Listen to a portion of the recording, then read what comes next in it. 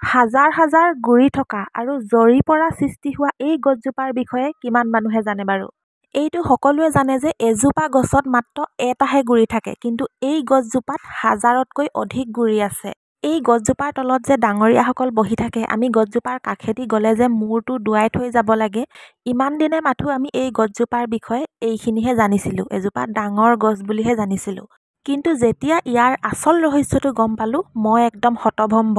সেয়ে ভাবিছোঁ ইয়াৰ বিষয়ে আপোনালোককো জনাওঁ। আৰু এতিয়া ভালকৈ মন কৰক, গছজোপাৰ আচল গুৰিটো আপোনালোকে ধৰিব পাৰিছে জানো? কিয়নো চাৰিওকাষে ইমানেই গুৰি সৃষ্টি হৈছে, আচল গুৰিটো ক'ৰবাত লুকাই গৈছে। আৰু এই যে লতাৰ দৰে তললৈ যে ওলমি আছে, সকলোবোৰ লতাৰ এই গছজোপাৰ গুৰি হৈ পৰিছে। তো কেনেকৈ হৈ পৰিছে বলক আপোনালোকক দেখুৱাবলৈ চেষ্টা কৰোঁ। আচলতে এই গছজোপাৰ নাম হ'ল জৰি গছ। আৰু এই ওপৰৰ ডালবোৰৰ পৰা যে লতাৰ দৰে ওলমি আছে, এইবোৰ হ'ল গছজোপাৰ জৰি। আৰু যেতিয়া এই জৰিবোৰ ওলমি ওলমি এটা সময়ত মাটিত লাগিব, তেতিয়া এই জৰিবোৰৰ পৰাই এজোপা গছ সৃষ্টি হ'ব। এতিয়া এইজোপা দেখিছে নহয়, ওপৰৰ পৰা ওলমি অহা এই লতাডাল মাটিত লাগি কেনেকৈ এজোপা গছ হৈ গৈছে। শিপা ওলাই কেনেকৈ মাটিত খামুচি ধৰিছে। আৰু এই গছজোপাৰ নাম যে জৰি গছ, আচল ৰহস্যটো এইটোৱে হ'ল যে গছজোপাৰ ডালৰ পৰা যিমানবোৰ জৰি তললৈ নামি আহিছে, প্ৰতিডাল জৰিৰ পৰা এজোপা এজোপা গছ সৃষ্টি হোৱাৰ কাৰণেহে এই গছজোপাৰ নাম হৈ গ'ল জৰি গছ। এতিয়া মই হাতেৰে ধৰি থকা এই জৰিডাল মন কৰক। ওপৰৰ পৰা লতাৰ দৰে ওলমি আহিছে আৰু এডাল গছৰ ডালৰ দৰে সৃষ্টি হৈ গৈ আছে। আৰু যেতিয়া এইডাল এটা সময়ত এই মাটিত লাগিব, এতিয়াই এই জৰিডালৰ পৰাও এজোপা গছ সৃষ্টি হ'ব।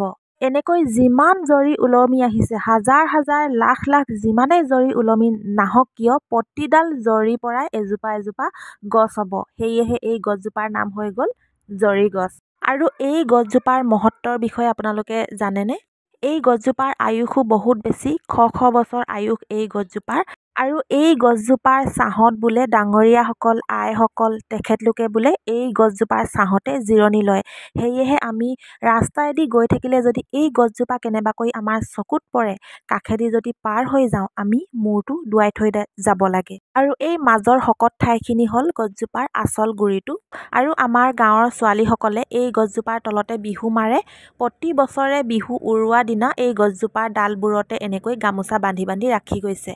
আৰু আজি ভিডিঅ'টো বাৰু আপোনালোকৰ কেনেকুৱা লাগিলে?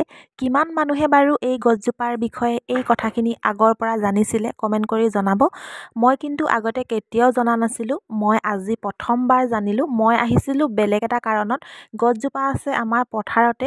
আৰু বেলেগ এটা কাৰণত আহোঁতে যেতিয়া মোক হঠাতে আমাৰ ভাইটি এজনে ক'লে, মই বোলো জৰি গছজোপা আছে, কাষেদি গ'লে কিবা দুখ লাগিব নেকি? তেনেকৈ কওঁতে হঠাতে তাৰ মুখৰ পৰা ওলাই পৰিল যে একো নহয়, জৰিৰ পৰা সৃষ্টি হোৱা কাৰণেহে জৰি গছ বুলি কয়। তেনেকৈ কওঁতে মানে তাক সুধিলোঁ মানে কি, মই বুজি পোৱা নাই। তেতিয়া সি মোক গোটেইখিনি কথা বুজাই দিলে। তো ভাবিলোঁ কথাটো ভিডিঅ' আকাৰে আপোনালোককো জনাওঁ। হয়তো বহুতে নাজানিবও পাৰে, বহুতে জানিবও পাৰে। যিসকলে জানে তেওঁলোকৰ বাবে একো নাই।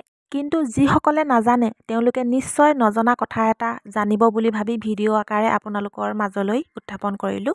তো আজি ভিডিঅ'টো কেনেকুৱা লাগিলে জনাব। আৰু এইখনে হৈ গ'ল আমাৰ পথাৰ, মানে জামিৰা পথাৰ দেই, বহুত ডাঙৰ এৰিয়া।